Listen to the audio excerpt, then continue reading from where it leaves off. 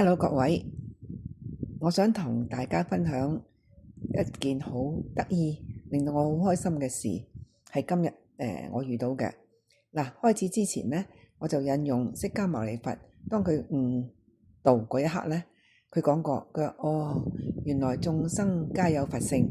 呢句說話唔係淨係講人，所有花草樹木、飛鳥魚類動物，全部都係有佛性噶。即係話佢哋都有智慧噶。我曾經同大家講過啦。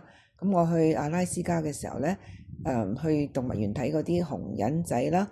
咁個zookeeper 咧就話啲熊人啊，冬天呢就唔會去小便，佢會將啲小便變成蛋白質去養育佢自己噶。咁然後呢，我亦都見到三文魚啊，佢向上游，然後去到一個湖度產卵，嗰啲卵子變咗做，然後嗰條魚就會死噶啦。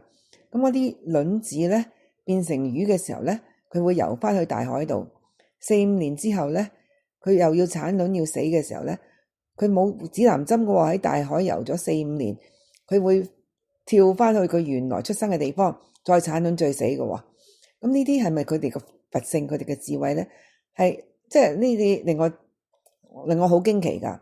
好啦，咁我同大家講今日嘅事。我今日喺街度行嘅時候呢，就見到一隻貓，咁都幾得意嘅，肥嘟嘟咁啊，瞓喺個行人道中間，黑埋隻眼趴喺度，然後有條繩呢就綁住一個 shop 入邊嘅。